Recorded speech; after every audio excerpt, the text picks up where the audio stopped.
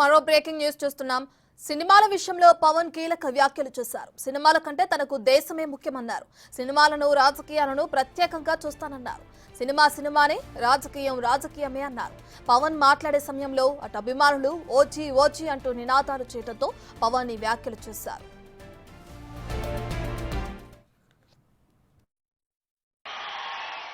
ఇక నేను సినిమాలని రాజకీయాలని చాలా ప్రత్యేకంగా చూస్తాను. సినిమాయే.